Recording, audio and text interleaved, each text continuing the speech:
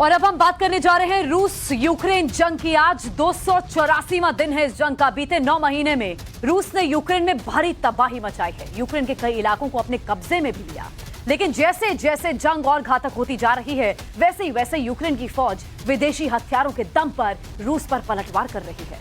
और जिन इलाकों में पुतिन की पलटन ने कब्जा जमाया हुआ है उसे छुड़ाने की कोशिश लगातार जारी है।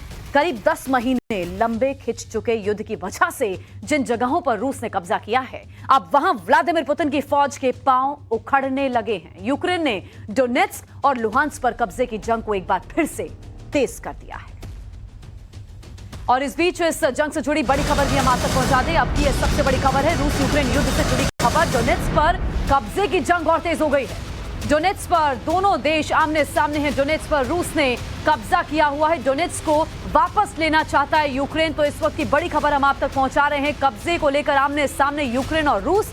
डोनेत्स्क पर कब्जे की जंग तेज। डोनेत्स्क पर रूस ने कब्जा किया और डोनेत्स्क को यूक्रेन वापस लेना चाहता है। हालात सामान्य हो इस बाबत उम्मीद दिख नहीं रही, क्योंकि हालात लगातार बिगड़ते जा रहे हैं। और सबसे ज्यादा अगर प्रभावित कोई इस युद्ध से हो रहा है तो वहां का जनमानस है, जिसे कुछ समझ नहीं आ रहा कि ये हालात कब सुधरेंगे, उन्हें कब क्या करना चाहिए। बहरहाल रूस अपनी रणनीति बना रहा है, यूक्रेन अपनी रणनीति बना रहा है, अमेरिका की तरफ से अपने बयान आ रहे हैं। बहरहाल अमेरिका चीन के भी करीब आना चाह रहा था और ये चाह रहा था कि ये जो जंग है ये नहीं रुकेगी तो इन देशों को कहीं ना कहीं इससे फायदा होगा। लेकिन इस बीच जो बड़ी खबर आज है वो ये, डोनेत्स्क पर दोनों देश आमने सामने हैं। रूस ने डोनेत्स्क पर अपना कब्जा जमाया हुआ है, वहीं यूक्रेन डोनेत्स्क को वापस लेना चाहता है। तो कब्जे की जो ये लड़ाई है ये बेहद तेज हम आगे बढ़ती हुई देख रहे हैं। मेरे साथ मेरे संवाददाता विद्यानाथ झा वॉरजोन से लाइव हमारे साथ जुड़ेंगे एक्सक्लूसिवली, और साथ ही हमारे साथ स्टूडियो में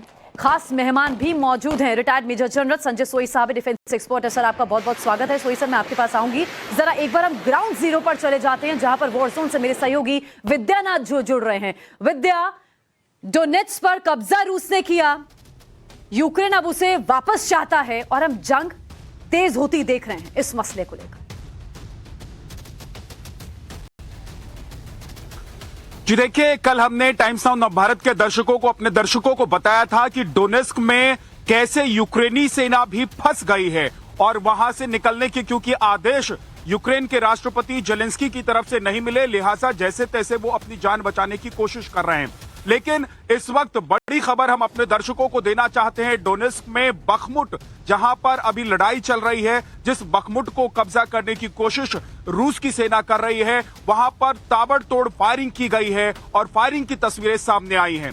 हमने बताया था कि किस तरीके से बखमुट पर, क्योंकि डोनेत्स्क के बड़े इलाके पर रूस की सेना का कब्जा पहले से है और बखमुट 80 किलोमीटर अंदर तक घुसकर बखमुट पर कब्जे की अब लड़ाई चल रही है, जहां पर आमने सामने रूस और यूक्रेन की सेना है। लेकिन यूक्रेन की सेना के लिए सबसे मुश्किल इसलिए भी है क्योंकि यहां पर ड्रोन से रशियन सेना यूक्रेनी आर्मी को ढूंढती है और उसके बाद अटैक किया जाता है।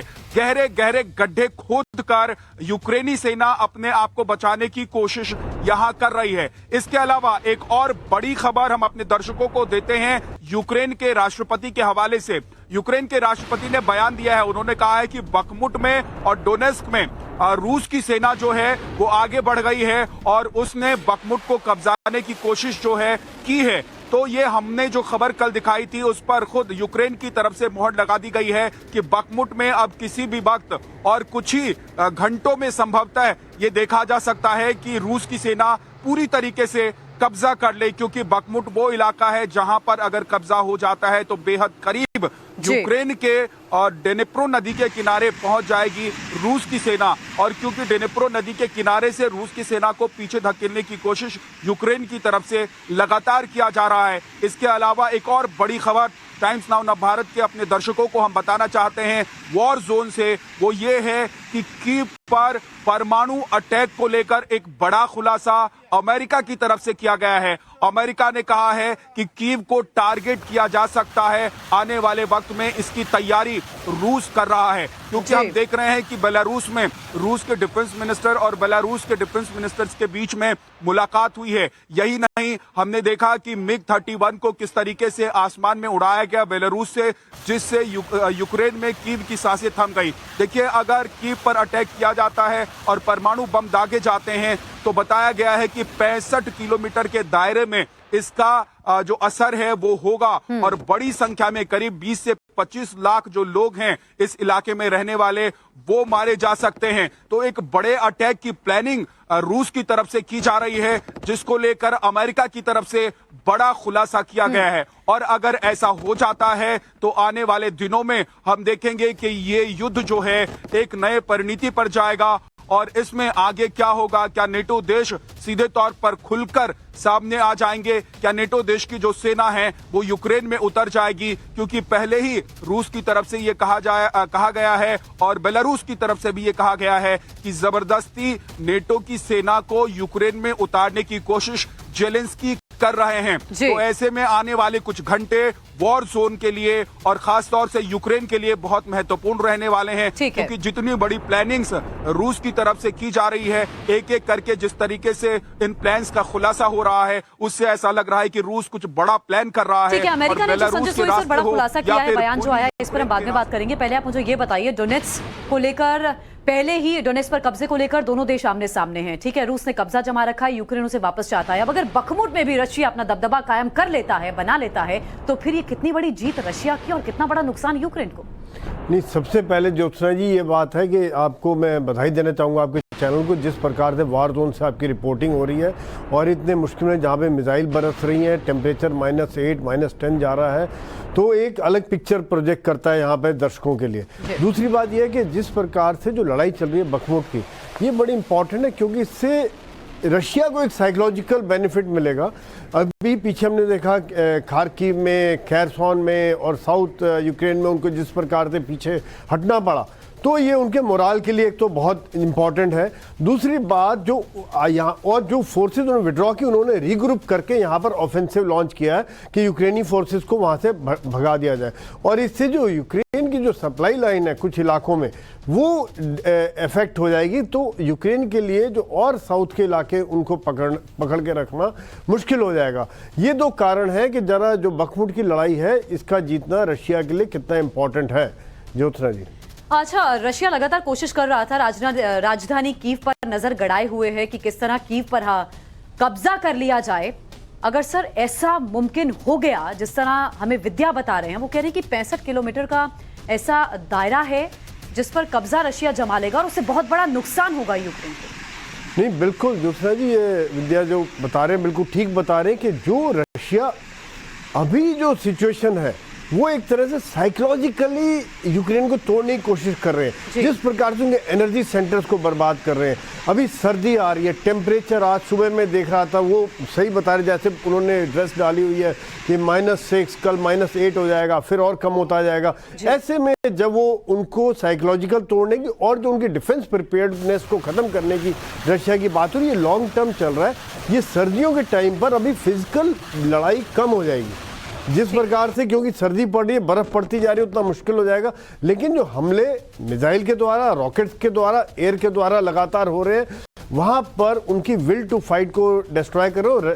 यूक्रेन को काफ़ी नुकसान हुआ है, उनके एयर डिफेंस सिस्टम को भी काफ़ी नुकसान हुआ है, उनके इंफ्रास्ट्रक्चर को नुकसान हुआ है। और वहाँ पर अभी जैसे कल मैं देख रहा था कि ज़ेरोपेजिया के पास जब वो ट्रांसफार्मर्स वगैरह को रिपेयर करके मूव कर रहे थे, वहाँ पर फिर रशिया ने अटैक कर दिया। जहाँ वो थोड़ा बहुत रिपेयर करते हैं वहाँ रशिया फिर अटैक कर देता है। तो अल्टीमेटली कीव जो है एक सेंटर है, अगर उस पर रशिया कब्जा कर लेता है तो एक बहुत बड़ी जीत हो जाती है। विल टू फाइट जो यूक्रेन की है वो टूट जाएगी, जो पिछले 9 महीने से ज़्यादा समय से हम देख रहे हैं कि किस प्रकार से एडवर्स कंडीशन के होते हुए भी यूक्रेन के सैनिक एक मुकाबला कर रहे हैं। मतलब आप बता रहे हैं जैसे जैसे सर्दी बढ़ रही है, इससे कहीं ना कहीं इस युद्ध की दिशा और दशा भी हम बदलती हुई देख रहे हैं। आगे मैं वापस आपके पास विद्या रुक करूंगी। इस बीच एक और बड़ी खबर हम पहुंचा दे दर्शकों तक। रूस पर ताबड़तोड़ मिसाइल अटैक हो रहे हैं, मल्टीपल रॉकेट लॉन्चर सिस्टम से हमला किया गया है। यूक्रेन ने रूसी सेना के ठिकानों को तबाह किया है। ये इस वक्त की बड़ी खबर आपके सामने है। एक तरफ रशिया की तरफ से वार, वहीं यूक्रेन की तरफ से पलटवार भी हो रहा है। रूस यूक्रेन जंग में भारी तबाही, रूस पर ताबड़तोड़ मिसाइल अटैक यूक्रेन की तरफ से किए जा रहे हैं। मल्टीपल रॉकेट लॉन्चर सिस्टम से यूक्रेन ने रशिया के अलग अलग ठिकानों पर, सैन्य ठिकानों पर हमला कर उन ठिकानों को तबाह किया है। ओवर टू यू विद्या, इस मुतालिक और क्या जानकारी है? रशिया वार करता है, यूक्रेन भी पलटवार करने में पीछे नहीं है। मल्टीपल रॉकेट लॉन्चर से रशिया के सैन्य ठिकानों को तबाह किया गया है। जी, यूक्रेन को उसके सहयोगी देशों ने तमाम इस तरीके के हथियार दिए हैं जिससे वो अपनी आत्मरक्षा कर सके। लेकिन एक बड़ी बात यह है, ज़ेपोरिज़िया का आप लोगों ने जिक्र किया, हमारे जो विशेषज्ञ बैठे हुए उन्होंने ज़ेपोरिज़िया का जिक्र किया। इसको लेकर फ्रांस ने भी कहा है कि वो पुतिन से बात करना चाहता है और ज़ेपोरिज़िया को लेकर एक सकारात्मक कदम की तरफ आगे बढ़ना चाहता है। फ्रांस की तरफ से कहा गया है कि वो पुतिन से बात करना चाहता है ताकि ज़ेपोरिज़िया का जो न्यूक्लियर प्लांट है उसको किसी तरीके से नुकसान ना पहुंचे। देखिए, सबसे शुरुआत में रूस की जो प्लानिंग थी, जो 10 दिन की प्लानिंग थी, उस प्लानिंग को हमने डिकोड किया। हमने अपने दर्शकों को बताया था कि कैसे 10 दिन के भीतर रूस यूक्रेन पर कब्जा करना चाहता था और टारगेट जो था वो कीव था, क्योंकि ताज माना जाता है और राजधानी है कीव यूक्रेन की। तो ऐसे में रूस को ये लग रहा था कि 10 दिन के भीतर अगर वो कीव पर कब्जा कर लेता है तो उसके बाद जो बाकी इलाके हैं वहां तक पहुंचना आसान हो जाएगा। इसलिए हमने देखा था कि शुरुआती दौर में रूस की तरफ से रेलवे स्टेशंस को अटैक नहीं किया जा रहा था। हमने देखा था कि रेलवे ट्रैक्स को अटैक नहीं किया जा रहा था शुरुआती जो 10 दिन थे। उसके बाद जब रूस को ये समझ में आया कि कीव तक पहुंचना आसान नहीं है, जमीन की लड़ाई में रूस पीछे हट गया और फेल हो गया एक तरीके से कीव पहुंचने में, उसके बाद अटैक्स किए गए। तो अब नई रणनीति है, नए तरीके से इस युद्ध में पुतिन आगे बढ़ रहे हैं, नए तरीके से अटैक्स हो रहे हैं, जिसमें हम देख रहे हैं कि रॉकेट अटैक्स हो रहे हैं, जिसमें हम देख रहे हैं मिसाइल दागे जा रहे हैं, बमबारी की जा रही है। लेकिन सबसे महत्वपूर्ण इस वक्त भी कीव ही है रूस के लिए। इसलिए हमने देखा है कि बेलारूस में चहलकदमी काफी बढ़ी हुई है। हमने देखा है कि रूस और यूक्रेन के जो बॉर्डर इलाके हैं वहां पर रूसी फाइटर जेट्स उड़ान भरते हुए नजर आ रहे हैं। बेलारूस की तरफ से बयान जारी करके कहा गया है कि अगर नुकसान पहुंचाने की कोशिश हुई तो फिर इसका खामियाजा भुगतना पड़ सकता है, न सिर्फ कीव को बल्कि उन देशों को भी जो इस तरफ अटैक करेंगे। तो बेलारूस जो है एक तरीके से सैन्य ठिकाना हो गया है। बेलारूस को सैन्य ठिकाना इसलिए बनाया गया है रूस की तरफ से क्योंकि एक तो बेलारूस जो है वो रूस का मददगार देश है, सहयोगी देश है, साथ खड़ा है। दूसरी बड़ी बात यह है कि सबसे करीब, अगर आप नॉर्थ साइड से देखें तो सबसे करीब जो बॉर्डर है वो बेलारूस और यूक्रेन के बॉर्डर हैं और यहां से अगर रूस की सेना आगे आने की कोशिश करती है, यूक्रेन में घुसने की कोशिश करती है या फिर अटैक टारगेट किया जाता है बेलारूस के बॉर्डर से, तो कीव तक पहुंचना बहुत मुश्किल नहीं होगा। हालांकि पिछली बार जब जमीन की लड़ाई हुई थी और रूस ने बेलारूस से कीव की तरफ पहुंचने की कोशिश की थी तो कदम उखड़ गए थे रूसी सेना के। बेलारूस बेशक खड़ा हुआ है रशिया के साथ, ईरान जो है हथियार रशिया को दे रहा है, इधर नेटो देश यूक्रेन के साथ खड़े हैं, अमेरिका यूक्रेन के साथ खड़ा हुआ है। अभी सवाल ये विद्या ने भी उठाया था कि ये देखने वाली बात होगी नेटो जो यूक्रेन के साथ खड़े हुए हैं वो कब तक साथ में खड़े हैं, क्योंकि अगर कीव पर रशिया ने हमला कर लिया सोई सर तो फिर ऑब्वियसली हमें एकदम से अलग तरीके का ट्रांसफॉर्मेशन इस युद्ध में देखने को मिलेगा। तो क्या नेटो भी अपनी रणनीति बदलेगा? नहीं, बिल्कुल ज्योत्सना जी, ये एक बहुत बड़ा ट्रांसफॉर्मेशन होगा और जो शायद नेटो नहीं चाहेगा, दो चीज़ें यहाँ पे, एक तो नेटो नहीं चाहेगा कि रशिया कीव पर कब्जा कर ले, उसके लिए वो चाहे हर तरह का हथियार, इंफॉर्मेशन, सैटेलाइट, इंटेलिजेंस सब वो आज भी प्रोवाइड करें और ज़्यादा शायद उसकी स्पीड बढ़ जाए। जैसे हम देख रहे हैं कि एयर डिफेंस सिस्टम नैसैम अब देने की कोशिश हो रही है, उनको पैट्रियट देने की कोशिश हो रही है। दूसरी बात ये है कि नेटो क्या जंग में घुसेगा, क्योंकि अभी जो मीटिंग हुई थी नेटो की, वहां उन्होंने कहा कि यूक्रेन को हम अपने में मिलाने के लिए तैयार हैं। ये एक बहुत बड़ा एक साइकोलॉजिकल प्रेशर था रशिया के ऊपर बनाने का, लेकिन 2008 से ये बात चल रही है, 14 साल से उन्होंने नहीं मिलाया और अब जब वहां पर युद्ध चल रहा है तो क्या नेटो इसको मिलाएगा?